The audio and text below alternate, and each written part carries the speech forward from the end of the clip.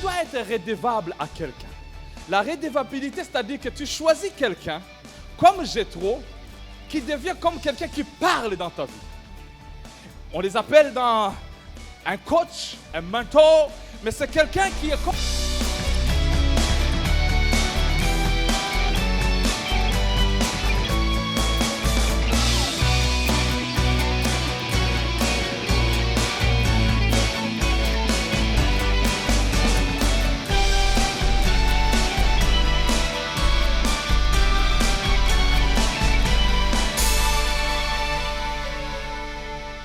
Bienvenue à l'émission Réveil aujourd'hui. J'ai avec moi, Pasteur Denis, une grande joie de t'avoir ici avec moi. Merci, et Pasteur Jean. j'aimerais que tu récapitules un peu ce que tu as partagé la dernière fois. Parce que notre titre d'émission, c'est « Préparons-nous » comme c'est là. Amen. Préparons-nous pour le retour de Jésus qui est bientôt. Amen. Et on a vu comment Jésus, Dieu a préparé Moïse. Oui. Tu peux un peu En récapituler? tout cas, j'étais vraiment baigné dans ce message en voyant combien Dieu, avant de faire des grandes choses, il prépare ses enfants.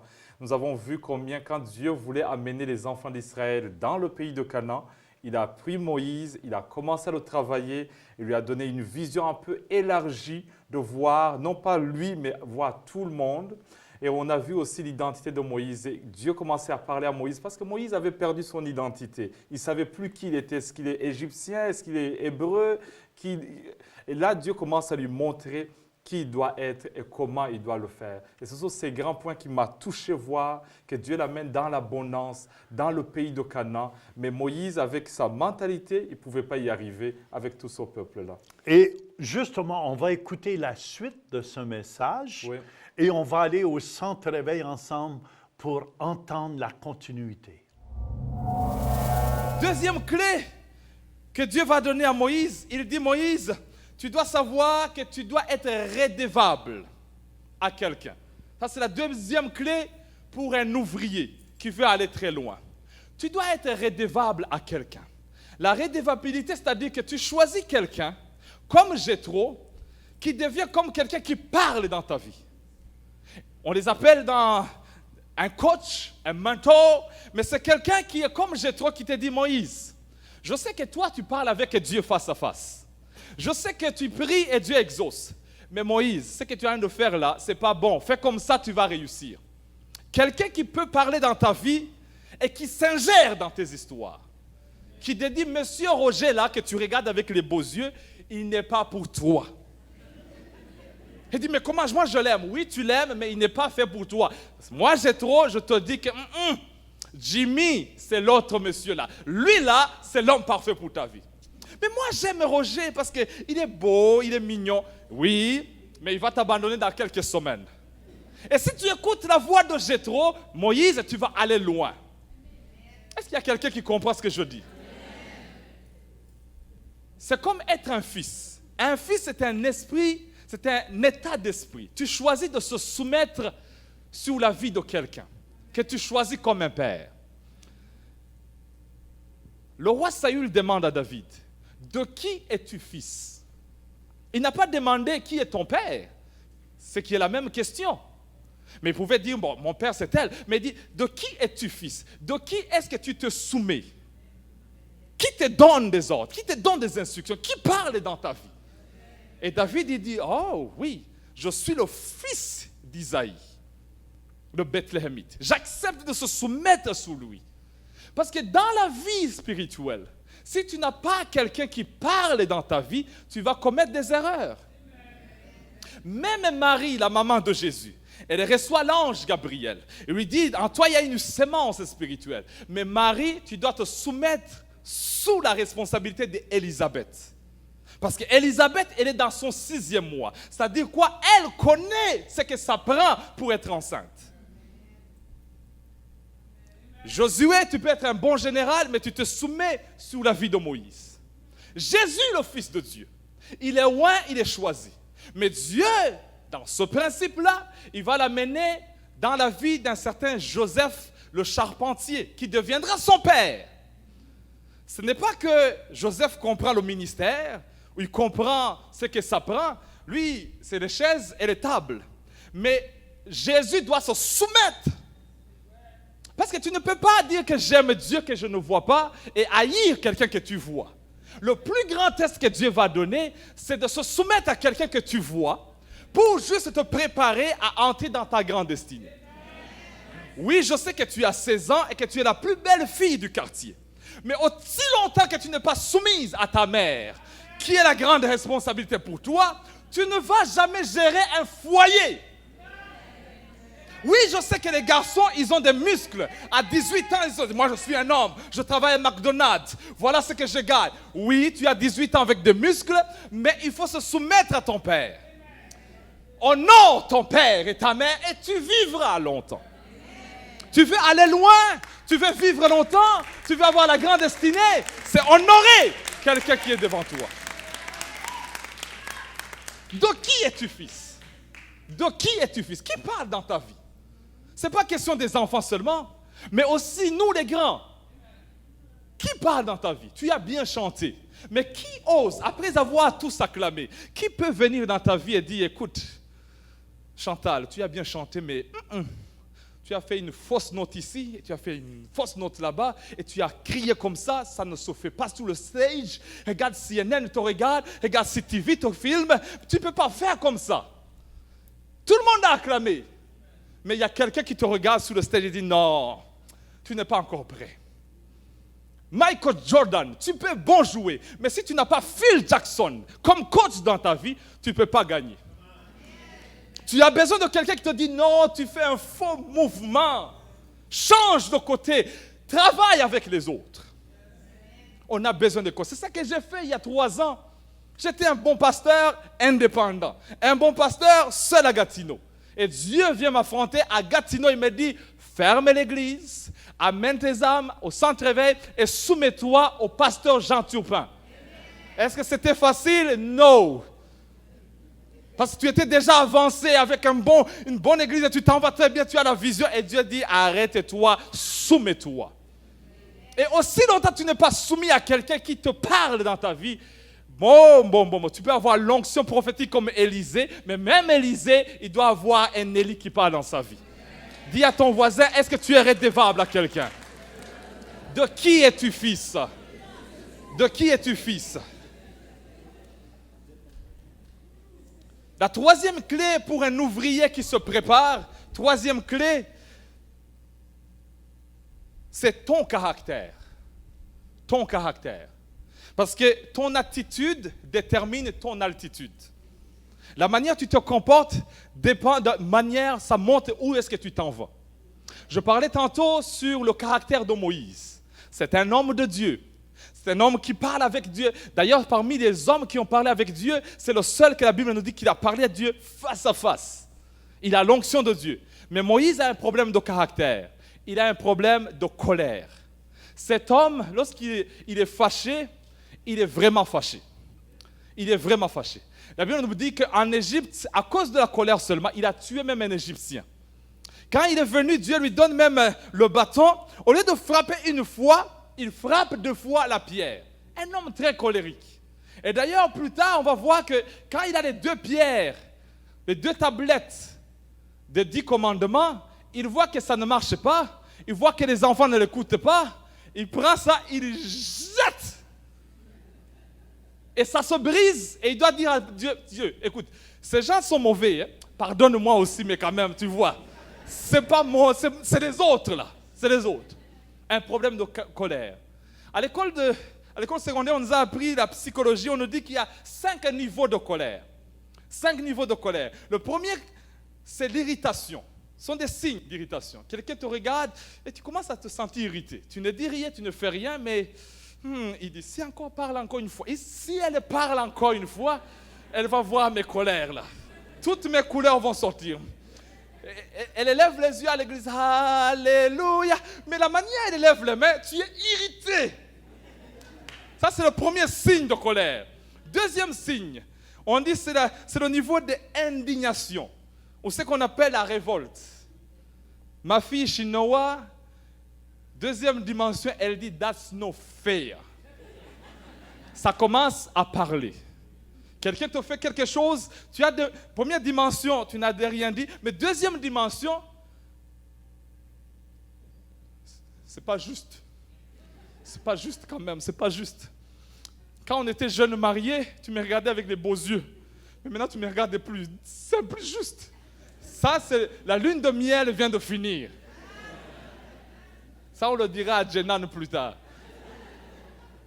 C'était ton meilleur copain. À l'école, il te donnait des bisous. Il t'envoyait des SMS, des Facebook, WhatsApp, Viber. C'était toi et je t'aime, je pense à toi matin, midi et soir. Il n'y a rien, il n'y a personne comme toi. Moi, je t'aime. 2 minutes plus tard, oh, je ne pouvais pas penser à toi, c'est toi seul. 6 minutes plus tard, oh baby, I love you again. Mais ça, c'est encore bon. Mais s'il manque encore 6 minutes, elle dit, mais il y a quelque chose. La colère commence à entrer. Troisième dimension, c'est la frustration. Là, c'est les mauvais mots qui commencent à sortir. Les mots grossiers. Hein. Vous avez remarqué certains gens qui lèvent même les doigts. Ça, c'est la troisième dimension. C'est la troisième dimension. Il est d'église, il est dans l'église. Hein. C'est un Moïse, c'est un bon leader.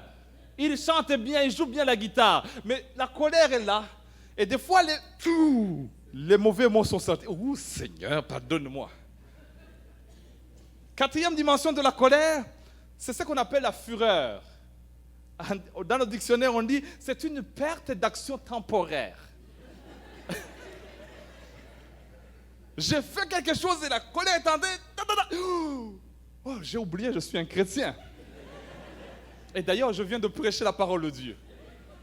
Les parents comprennent ce que je dis.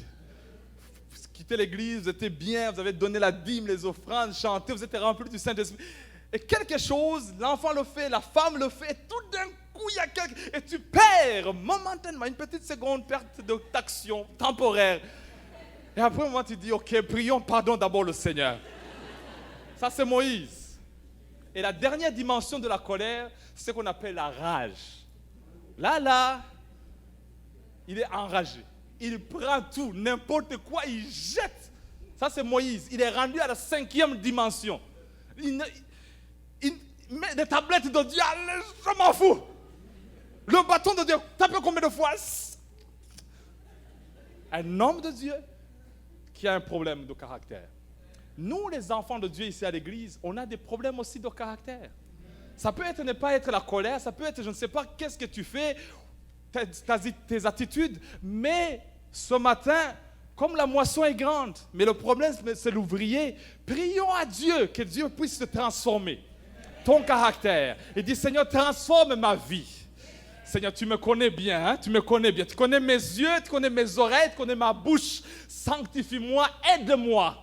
Aide-moi en tant qu'ouvrier, parce que je veux aller très loin avec toi, Jésus. Avec toi, Jésus. Quelqu'un peut dire, aide-moi, Seigneur. Et je vais prier avec toi ce matin si tu as un problème de colère, si tu as un problème d'attitude. Peut-être ça, c'est ta parole qui va te libérer. C'est la seule chose qui va couper tes liens et dire, Seigneur, j'avais voulu aller loin. Mais mon attitude avec mon boss, avec mes collègues, ils disent tu pries, mais la manière tu parles, la manière tu agis, aïe.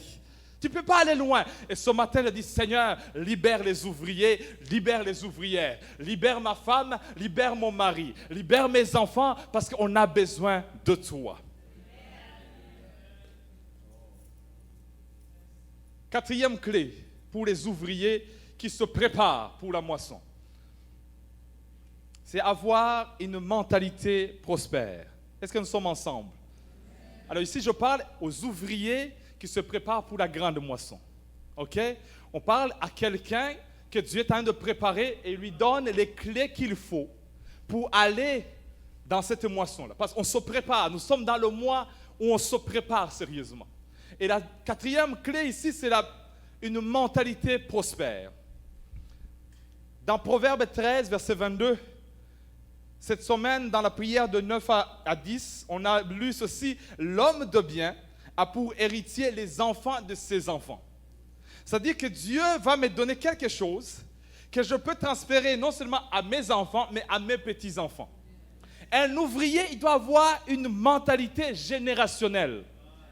Il ne faut pas que tes enfants commencent là où tu as commencé. C'est comme une punition.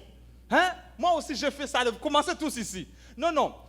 C'est un héritage pour tes enfants et tes petits-enfants. Alors, ça doit être beaucoup de choses que Dieu veut te confier. C'est pourquoi il faut ouvrir cette capacité.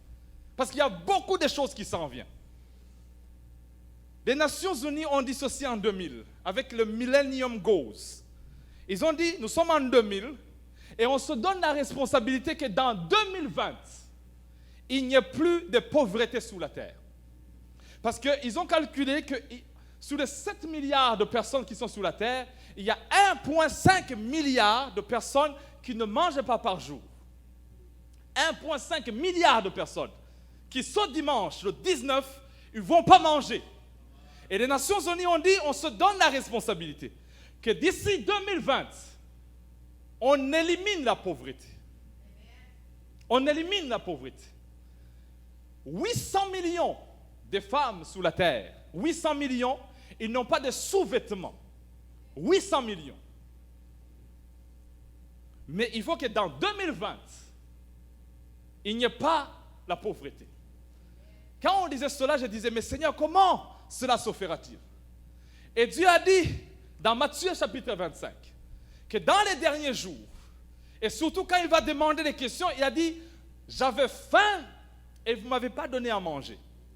J'avais soif, vous ne m'avez pas donné à boire. J'étais en prison, vous n'êtes pas venu me saluer. Au départ, je ne comprenais pas ce que Dieu dit. Mais Dieu dit ceci en disant Matthieu 25, que dans les derniers jours, il va donner la moisson qui est grande. Beaucoup de capacités à l'église du Seigneur. Des gens qui seront capables de nourrir, de donner à manger à ces 1,5 milliard de personnes. Il va commencer à déverser la grâce sur les ouvriers et les ouvrières qui vont être des personnes clés pour bénir le monde entier. J'avais faim, ça parle de l'agriculture.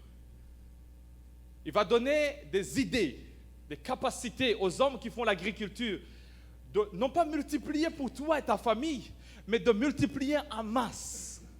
Quand je regarde Pasteur Mathieu et Vanessa qui commencent à cultiver des petites maïs, ça paraît comme petit, mais Dieu dit, je donnerai aux agriculteurs la capacité d'avoir beaucoup pour donner à plusieurs. J'avais soif.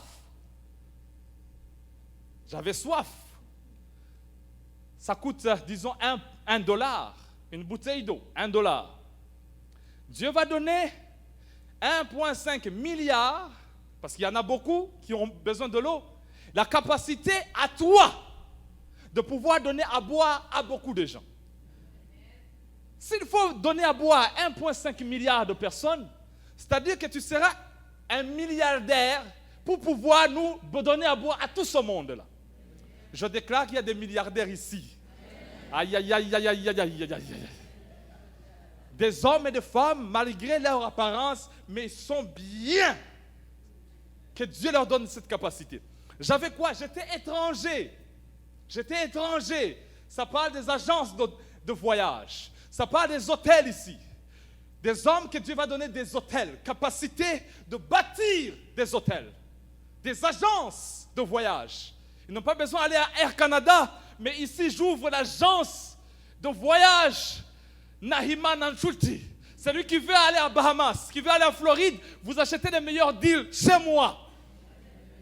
Sera capable de ne pas donner aux autres, mais à moi-même, j'ouvre cette entreprise. Et Dieu, qu'est-ce qu'il va faire? Il va commencer à bénir vos entreprises. J'étais nu. Certains d'entre nous, on va avoir des capacités de haute couture. Parce qu'il faut, j'étais nu, et il faut les habiller.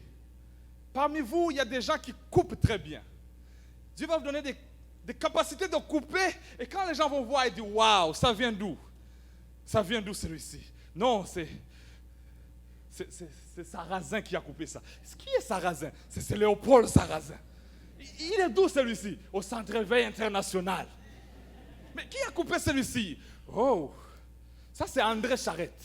Il a la capacité de couvrir la nudité du monde. C'est-à-dire quoi? De bien habiller les gens. J'étais malade. Ici, je parle aux docteurs en médecine. J'étais malade. Vous allez commencer à ouvrir des hôpitaux et des cliniques. N'attendez pas que le gouvernement fédéral vous donne de l'argent, mais Dieu va vous élargir afin que vous soyez des hommes qui peuvent rendre service aux malades.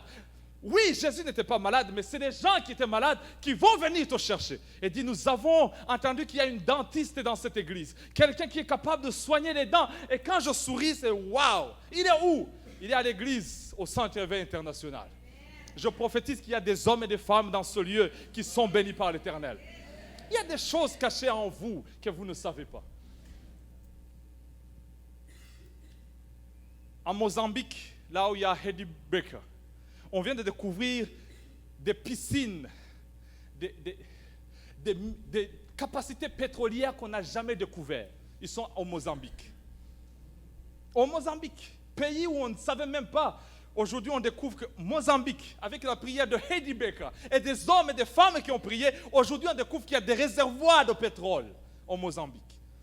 L'Angola, qui a passé 26 ans de guerre, au mois de février, Economist Magazine vient d'écrire que l'Angola, avec un seul chèque, vient de payer toutes les dettes qu'il avait envers le Portugal. Parce qu'ils ont vu que le Portugal, avec le problème économique, le Portugal a un problème, la Grèce a un problème, l'Italie a un problème. Et l'Angola dit, Dieu nous a bénis, on paye toutes nos dettes au Portugal. Dieu va commencer à élever des hommes et des femmes qu'on ne pouvait pas penser auparavant, qui ont une capacité extraordinaire. François Hollande vient de quitter l'Angola la semaine passée. Les nations vont venir vous chercher. Je parlais tantôt qu'au Zimbabwe, on vient de découvrir que c'est le deuxième pays qui a un gisement de diamants mondialement. Zimbabwe. Excellent, Pasteur Dan. Et qu'est-ce qui m'a touché ici dans cet enseignement? C'est la redevabilité que nous devons avoir comme personne amène à une autorité qui est au-dessus de nous. Exactement. Pasteur Jean, Jésus a demandé un jour, c'est d'ailleurs David qui le dit, qui séjournera dans la tente, qui restera sous la montagne sainte de Dieu, qui va vraiment demeurer là. Et Jésus vient au chapitre 8 de Jean et il dit, ce sont les fils qui vont demeurer dans la maison. Et c'est vraiment ce côté d'être redevable, d'être un fils à un père, que j'ai vraiment parlé sur Moïse qui devait être soumis à l'autorité de Jéthro. Jéthro lui a dit, écoute Moïse, tu es un prophète, oui je comprends, mais aussi longtemps tu n'écoutes pas la voix que je te dis, tu ne vas pas réussir, tu ne vas pas aller loin. Et je crois que nous sommes appelés, et je crois que c'est là où j'ai fait des erreurs dans le ministère, c'est là où j'ai commis des choses, de ne pas avoir quelqu'un qui parle dans ta vie, qui dit, écoute, fais comme ça, tu vas réussir. Même Jésus avait Joseph, son père adoptif, lui a dit, Jésus, je ne sais pas ce qui est ministère, mais va laver tes mains, va te préparer pour faire dodo. Et Jésus était soumis sous l'autorité de Joseph. Marie était soumise à Élisabeth. Il a dit, Marie, oui, tu as vu l'ange, oui, tu as une sémence, mais je te dis, si tu n'es pas soumise, tu ne vas pas aller loin. Aussi longtemps on n'est pas soumis à l'autorité que Dieu nous donne, Pasteur Jean, on ne peut pas arriver dans le pays de Canaan. Et c'est là qu'il faut se préparer. Et souvent, si on ne se soumet pas à une autorité, on va aller se soumettre à quelque part. Oui. Soit à la rébellion, soit avec quelqu'un qui dit, nous, on n'a pas d'autorité, on a seulement Dieu comme autorité. Mais Dieu a placé quand même dans l'Église, il dit numéro 1, des apôtres. Numéro 2, des prophètes. Voyez-vous, il y a un ordre même dans l'Église. Et je vois tous ceux qui réussissent, Pasteur Denis, c'est tous ceux qui se soumettent à une autorité et qui marchent dans les choses de Dieu. Exactement. On parle de plusieurs points, même je bénis le Seigneur que Dieu nous ait donné l'exemple de David. David vient de terrasser Goliath. Goliath est fini. Il y a une victoire. Mais tu sais, Pasteur Jean, la première chose que David fait, c'est de se soumettre même au roi Saül. Parce qu'il devait apprendre comment faire. Il avait l'onction royale, mais il doit se soumettre, apprendre comment les choses fonctionnent. Et je crois que c'est là où beaucoup de ministères ont failli dans le corps de Christ. Parce qu'on n'a personne, on ne veut même pas ouvrir notre cœur pour qu'on nous corrige. qu'on nous dise, voilà. Et c'est ça que vous avez fait, Pasteur Jean, dans ma vie. C'est vraiment entrer dans ma vie et dire, Pasteur Denis, si tu fais ça et tu fais ça, tu peux aller loin dans le Seigneur. Et merci pour cela. Et j'en profite pour te remercier publiquement pour le travail que tu as fait dans ma vie. Mais moi aussi, je te remercie publiquement parce que Denis agit vraiment comme un fils. Je sais qu'on n'a pas la même couleur de peau, mais on a le même Père. Et tu es un fils et je me réjouis. Je suis heureux quand tu réussis. Amen. Je suis heureux quand tu prêches là et que tu as le feu. Amen. Merci. Amen. En tout cas, je suis content de t'avoir. Puis si les gens comprendraient, se soumettre à une autorité, ça ne veut pas dire d'aller se faire écraser. Non. Et c'est ça les gens ont souvent dans la pensée. Et d'ailleurs, dans le dernier point qu'on a parlé dans la prédication, Dieu apprend Moïse à déléguer le pouvoir aux autres. À dire, écoute, il y a des chefs de 10, des chefs de 50, des chefs de 100 et de 1000. Moïse devait aussi apprendre à déléguer le pouvoir de Dieu paternel aux autres qui deviendront plus tard des bons leaders. Donc, ce n'est pas écraser les gens, mais c'est plutôt aussi apprendre aussi à communiquer, à être efficace. Parce qu'on ne peut pas d'un jour à l'autre monter les échelons. Ouais. Dieu a un système aussi d'apprentissage à ses enfants. Peut-être qu'on pourrait terminer avec un témoignage. Il nous reste environ 1 minute. Un témoignage de guérison. Une dame qui se soumet ici à l'Église, qui vient à notre Église. Alors, c'est sa fille Christina qui est née Écoutez bien. avec la dyslexie. Elle a appris à lire et à écrire avec d'énormes difficultés. Elle n'arrivait pas à lire et à écrire facilement. Et cela lui a rendu la vie très difficile, et surtout à l'école. Mais grâce aux prières que vous avez faites, elle a sauté non seulement de la classe la plus basse, E, à la plus haute A, et vraiment, elle rend gloire de ce que Dieu a fait dans sa vie. Et aujourd'hui, elle dit, grâce aux prières de Pasteur Jean Turpin, Dieu m'a touché et je peux lire aisément et dans la joie du Seigneur. Amen. Amen. Si Jésus l'a guéri de dyslexie, il peut le faire pour vous aujourd'hui. Amen. Moi, je dis, recevez juste avec foi. Amen. Votre guérison. Amen. Recevez ce que Jésus a pour vous. Il vous aime, il est vivant et il veut faire de grandes choses en vous.